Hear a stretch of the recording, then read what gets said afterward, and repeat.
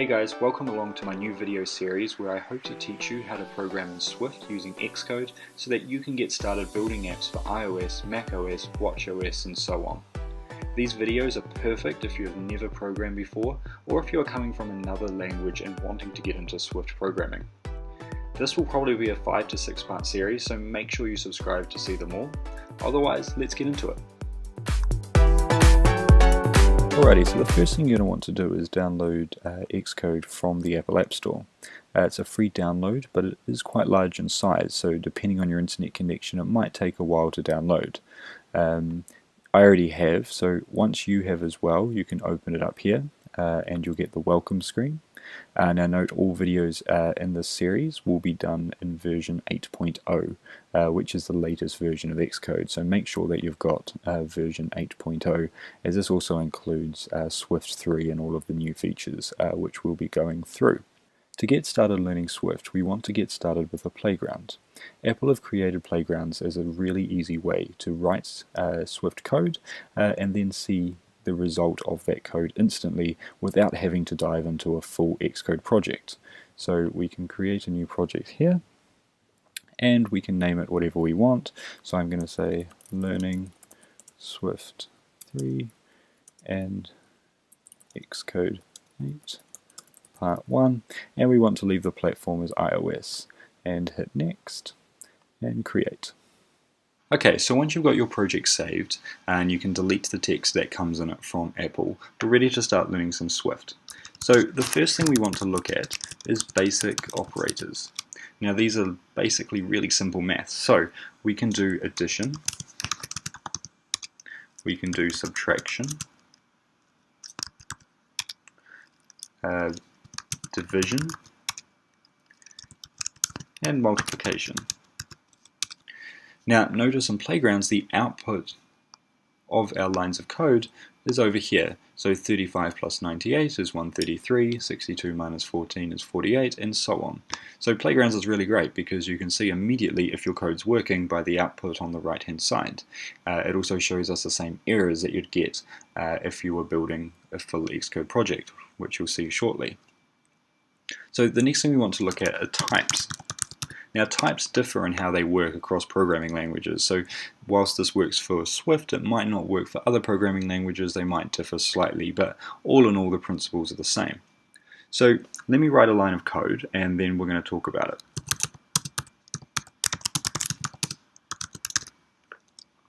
So what I've done here is I've firstly written var, which stands for variable, and then basically a variable holds some information for us. Next I've given it a name so that we can access this information later, and I've called it age, and then I've done a colon. Then I've told the compiler, or I've told Xcode, what type age should be expecting. So this type I've set to int. Now int stands for integer, which is any whole number. And then I've given age a value using the equal sign as 21. So int equals integer, which is equal to any whole number. Now we can test to make sure that this is actually an int by trying something like 21.5. Notice that I get an error, and when I click on it, it says cannot convert value of type double to specified type int. So in Swift you have to make sure that if you've declared the variable as an int, that you actually give it an int. In this case an integer is any whole number. So the next one we want to, the next type is variable, and I'm going to give it a name, miles can run, and this is going to be of type double. Now a double can take a decimal place like so. So int, double. In other programming languages it's called a float, which is called a decimal number. Okay, so we've got an int, which is any whole number, and a double, which is a decimal number. This could also be, 10.5, 0.5, could be 0.7577. It can be absolutely anything you want. So the next one a variable, I'm going to call it name, of type string, and set it equal to my name Dylan. Notice the quotation marks around it. A string is any text. It could be a sentence, it could be a word, and it's always defined by the quotation marks around it. Notice that if I try and write it without the quotation marks, oops, Xcode getting ahead of us there, notice it'll get an error, use of unresolved identifier. That's because we need it in quotation marks. So a string is equal to any text, and it's identified by quotation marks. And the last one, another variable, set it to, call it awesome. I'm going to set it to bool, and in this case I'm going to set it to true. So bool is equal to boolean,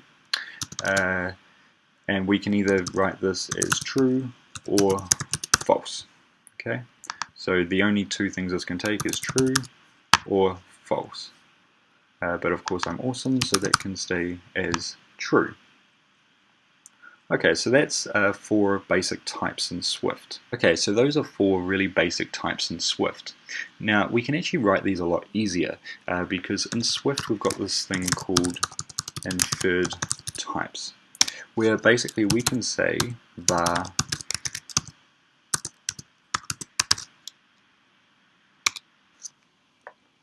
and without writing what type it is, it's already inferred what type it is via the 21. So it knows that 21 is an int, and so automatically it makes dog's age an int.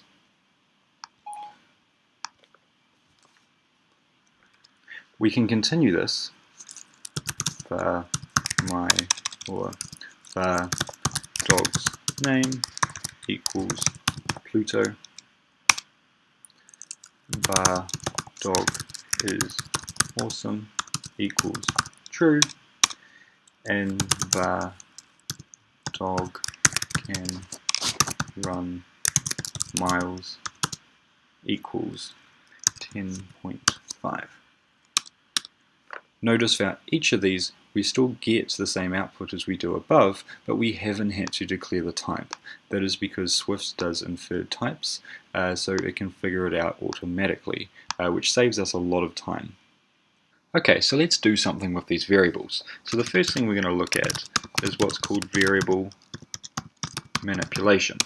So up here we've declared the dog's age as 21.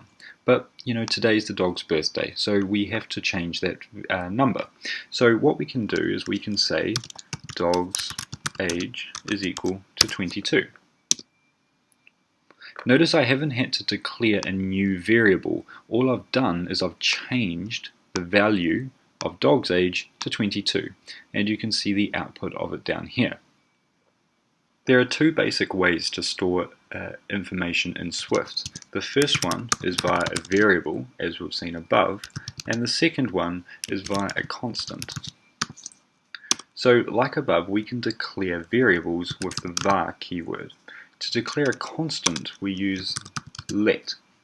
So we're going to say let my favorite food equal to chocolate. Notice that chocolate is a string because of the quotation marks around it. Now, a constant, unlike a variable, cannot be manipulated. So here we could manipulate the dog's age because we set it as a variable. However, we've set my favorite food as a constant, so it can't be changed. To prove that, let's try and change it. So if I set my favorite food to apples,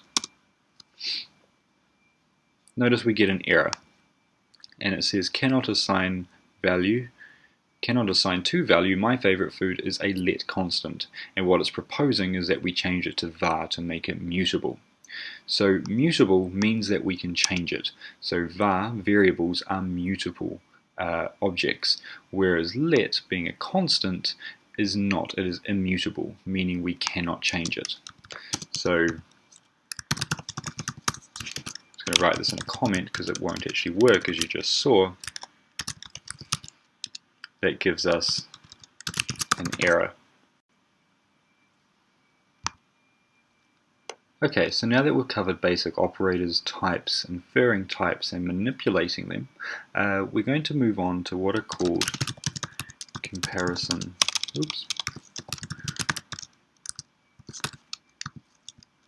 operators. Now these are things like less than, greater than, equal to, and so many more. So let's just dive into it. So we need to set up a few variables first. I'm actually going to set them up as constants because we don't need to change them.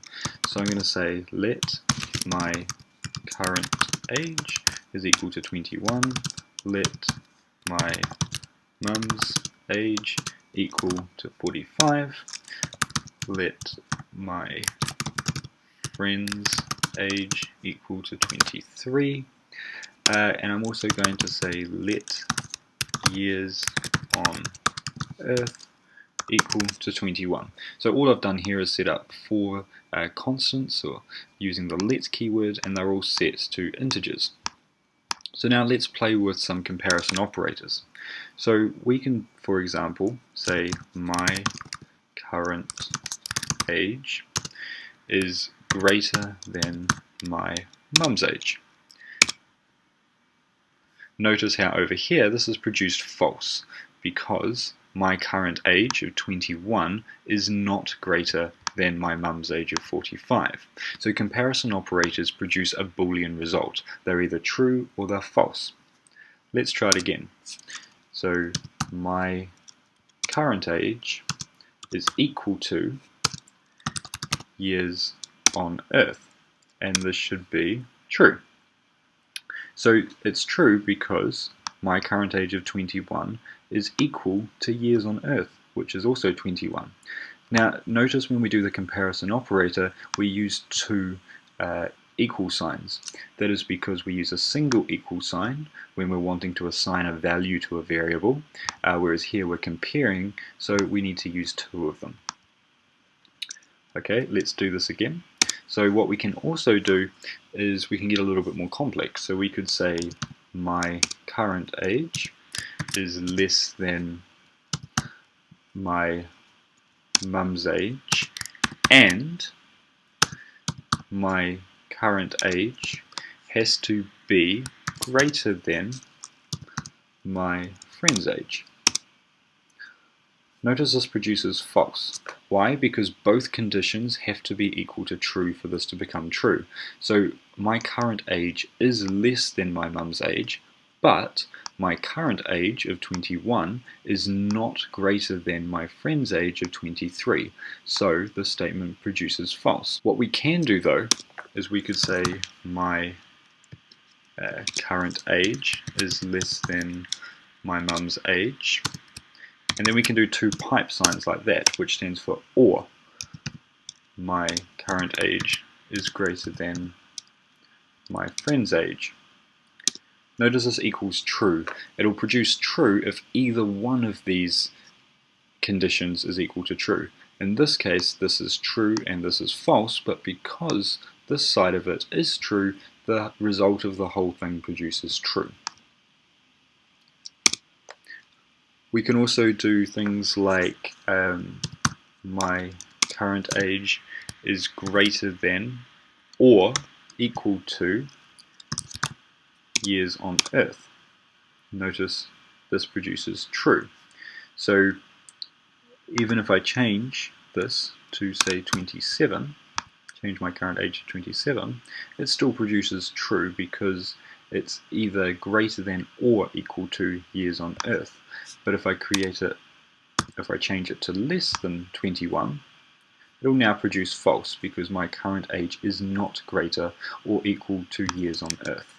Okay, so let's try and do something a bit more useful with what we've learnt so far.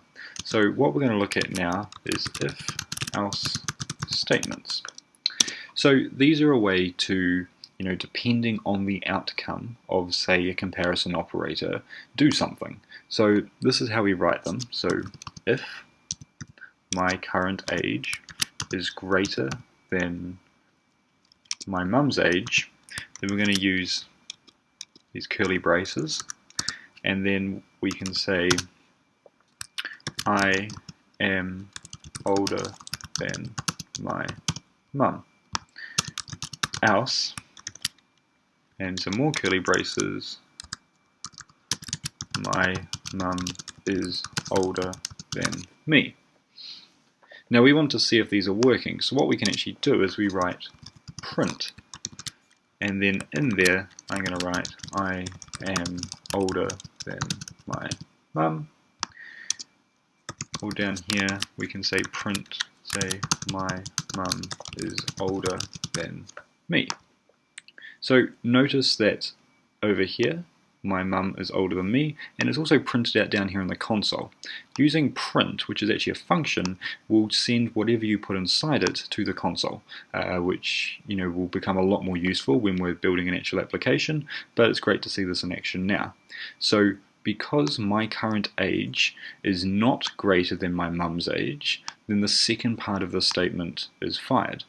Now if we set this to my current age is less than my mum's age, then notice that this one here is one that's fired. So we should actually probably change this text to I am younger than my mum, and my mum is.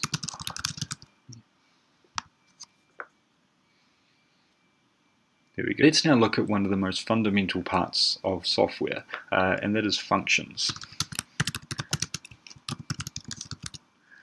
So to write a function, first of all, we have to say func, which stands for function, obviously, and then we have to give it a name. Now, following the name, we put two brackets around there like that, and then curly braces like we did in our if-else statement. So basically what this does is when the say hello function is called, anything that's inside these curly braces will fire and will go. So we want to put another print in here, and it's going to say hello. Now notice that nothing's happened, and that's because we need to tell it to actually fire say hello. Now it's really simple. We can just write say hello like that, and then if I hit enter, notice hello has popped out here and over here as well. So functions by themselves don't call unless you put say hello, or the name of the function followed by brackets. So we can expand on this with a slightly more advanced function. So what we want to do is firstly we want to create a constant, which I'm going to say let my name equal to Dylan.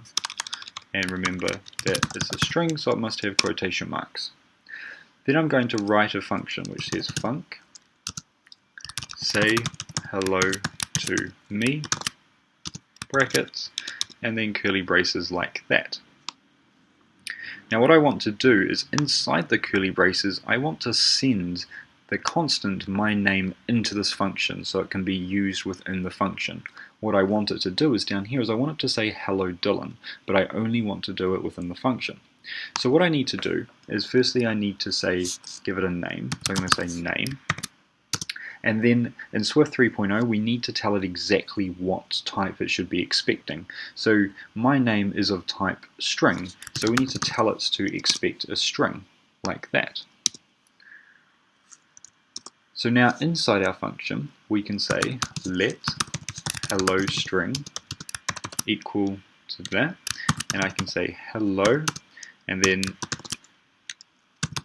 I'm going to do that and I'll explain that in just a few moments, and then I can say print hello string. Notice that I can pass in this entire constant into the print function to print it out. And then to get the function to work I need to say hello to me. Now notice it's asking for a string. Now our string is going to be my name, so I'm going to click on that, delete it, and replace it with my name. And notice the result of that function says hello Dylan. So let's just talk through this one more time. So I've created a constant which I've called my name, and I've set it to the value of string Dylan. I've then created a function, but inside here I've set some parameters. Now the parameter, I've called it a name, and I've told the function it's going to be a string. So whatever I pass into here, it knows is going to be a string. I then create a new string using the word hello, and then also putting in my name using this method here, which I'll explain shortly. I then print out the constant hello string, and then I call the function down here, remembering to pass in the name constant there, which I called my name. This produces the output hello Dylan. So what is this thing here? Well, in Swift it's called string interpolation.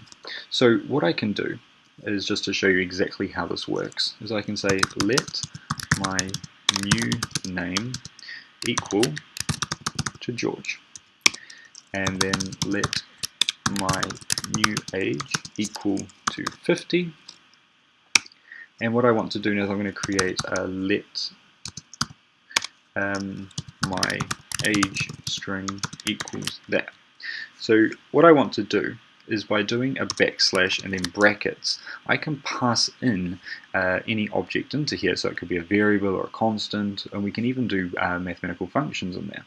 So what I can do is I can say my new name, so it's going to pass George into there, and notice that George now pops out in the string, and I'm going to do is, and then do another one of those, my new age, and then years old.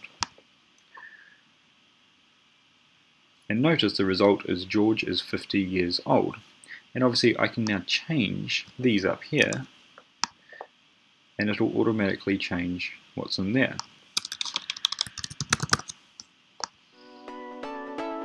So that's string interpolation. Alrighty guys, so that completes our very first video in learning Swift 3.0 and Xcode.